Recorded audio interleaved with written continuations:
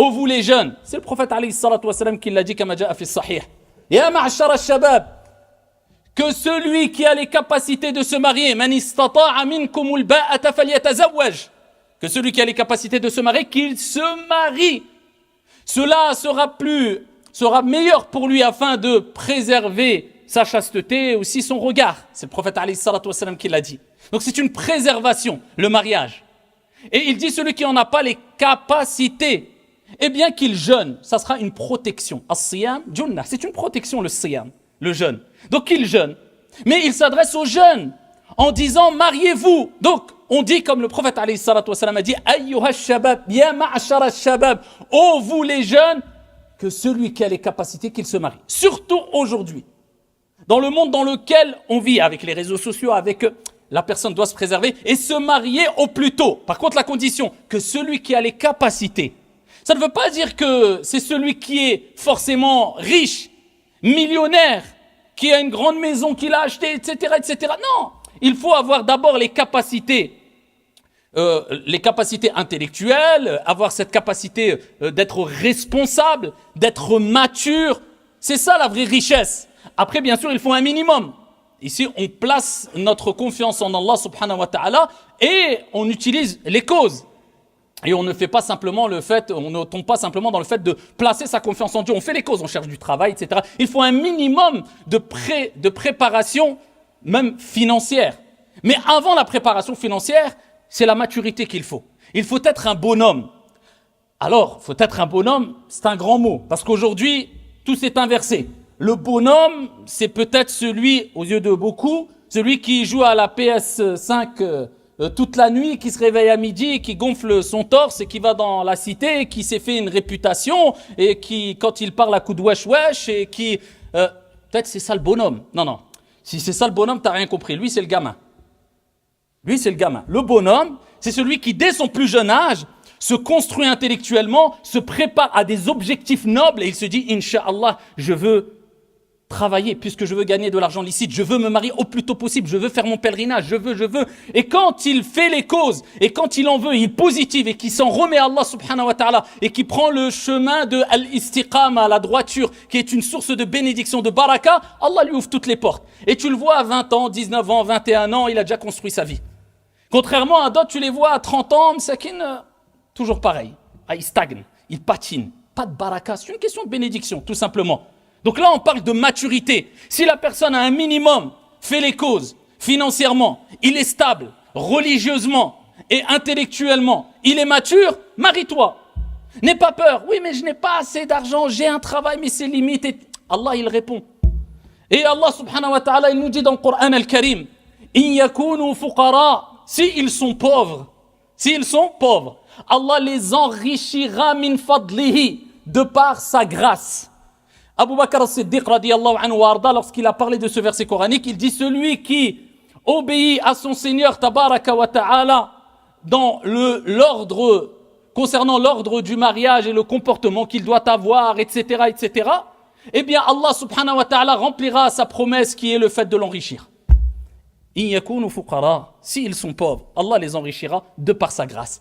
Toi, il t'est demandé de craindre ton Seigneur tabaraka wa ta'ala et d'avoir une bonne intention. Je me marie pas parce que c'est la mode, je me marie pas parce que je tape un coup de délire, je me marie pas. Non, j'ai compris que le mariage c'est une ibada, un acte d'adoration. Je sais très bien qu'il faut que je me prépare à affronter les épreuves de cette vie et pour cela, j'ai besoin d'un soutien, mon épouse, ma future épouse. Et l'épouse a besoin d'un soutien, mon mari, mon futur époux. Car ici, l'homme et la femme peuvent plus facilement surmonter les épreuves de la vie lorsqu'ils sont en couple. C'est un soutien, c'est une entraide. Et c'est pour cela qu'il est important d'essayer de se marier le plus jeune pour continuer à se construire ensemble. Bien sûr qu'il y aura des points qui seront pas encore, on n'aura pas acquis une certaine maturité sur certains points, mais tu te construis avec ton épouse au fur et à mesure, tant que tu as les bases, les bases. Et pour cela, on rentre par la porte, pas par la fenêtre. On fait les choses dans les règles. Parce qu'il faut bien comprendre une chose.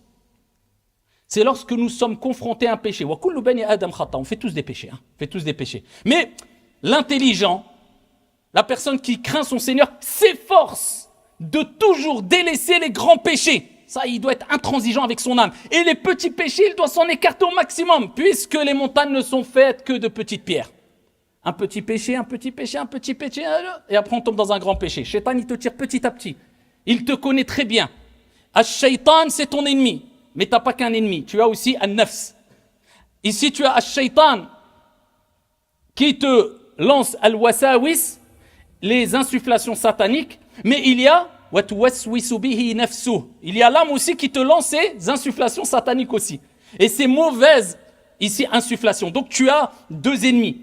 Donc en tout cas, il faut que tu essayes de te marier au plus tôt, tu essayes de te préparer, tu essayes de t'éloigner au maximum de tout ce qui est interdit et tu essayes de faire les choses dans les règles de l'art. Tu rentres par la porte, pas par la fenêtre, vous connaissez, vous savez de quoi je parle, il n'y a pas besoin de faire de dessin. Donc tu fais les choses dans les règles de l'art.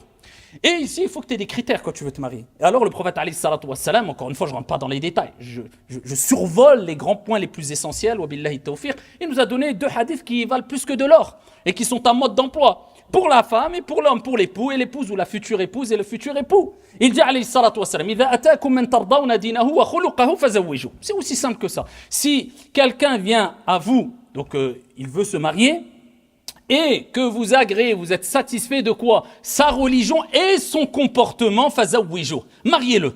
Faut pas attendre, faut pas tergiverser, faut pas... Voilà. Mais le prophète, il n'a pas parlé que de la religion. Pourquoi il a parlé de la religion et du comportement, bien que le comportement fait partie de la religion? Il sépare pour donner de l'importance au comportement. Et on a parlé la semaine dernière du comportement et de l'importance du comportement jusqu'à ce que le prophète, sallallahu alayhi wa sallam, a dit, il n'y a rien de plus lourd dans la balance du croyant au jour de la résurrection que husnul khuluq, le bon comportement. Celui qui a beaucoup de science, beaucoup de connaissances, il n'a pas le bon comportement, en fait, ça ne servira presque à rien. Bien plus que cela, ça sera sûrement un argument contre lui, puisque pour lui, au jour de la résurrection, malheureusement, cette science, puisque ça ne sera pas une science bénéfique.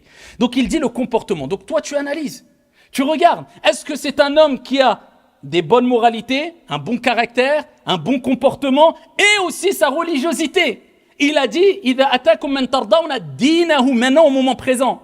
Puisqu'il y a des gens qui basent leurs décisions sur des suppositions. Oui, mais peut-être qu'il va commencer à être mieux. Oui, mais elle m'a promis qu'elle allait s'améliorer, qu'elle allait commencer la prière, qu'il allait... Non. Le prophète, alayhi salam, il te dit, écoute, ça c'est des suppositions. Wallahu a'lam. Toi, ne prends pas de risques. C'est un mariage, c'est pour une vie. Tu prends des risques pour un mariage?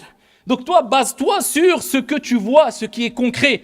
Est-ce que la personne, l'homme, craint son Seigneur tabaraka wa ta'ala, des bonnes moralités, un bon caractère, un bon comportement avec les créatures, avec son créateur? Regarde le comportement, le caractère et regarde la religiosité. Et là, tu peux espionner un peu, faire une petite enquête. Est-ce que c'est une personne connue pour Allah Jama'? Est-ce que c'est une personne connue pour sa piété? Est-ce que c'est une personne... Voilà. Donc, quand tu vois ces deux aspects-là qui sont réunis, eh ben, c'est un bon signe. Et parmi les critères qui te permettent de voir si c'est vraiment une personne fiable ou pas, homme ou femme d'ailleurs, eh bien, les textes nous rappellent de regarder aussi son entourage, la famille. Ça ne trompe pas. Puisqu'il faut bien comprendre une chose. C'est que, comme disait Ali, certains attribuent la parole à Ali, radiyallahu anhu warda, mais beaucoup de personnes experts dans l'éducation des enfants, etc., rapportent aussi ces paroles similaires. De 0 à 7 ans, l'enfant, en général, on joue avec lui. C'est l'âge de l'amusement. De 7 à 14 ou 15 ans, c'est l'âge de l'éducation. De 15 à 21 ans, bah voilà, c'est entre guillemets, tu l'accompagnes, tu en fais ton ami, mais tu l'accompagnes toujours, tu le conseilles, etc. À 21 ans, laisse-le agir à sa propre guise. Tu es toujours là, tu es un conseiller, tu es toujours son père, il n'y a pas de c'est bon, j'ai 30 ans, tu me laisses faire ma vie. Non, nous, en tout cas, je sais pas, moi, j'ai jamais entendu ça chez nous. Quand je dis chez nous, c'est en général dans la communauté musulmane avec l'expérience que j'ai eue à travers les différents conflits et tout. Nous, on sait que même si ton père il a 90 ans et ta mère a 99 ans, et toi tu as 60 ans, ton père il te dit ça ou ça, tu baisses la tête par respect, tu lui embrasses la tête. Et il reste avec toi et tu l'accompagnes et voilà, c'est comme ça. C'est la moindre des choses, la moindre des politesses, la moindre des reconnaissances. Si tu n'as pas compris ça, tu n'as rien compris.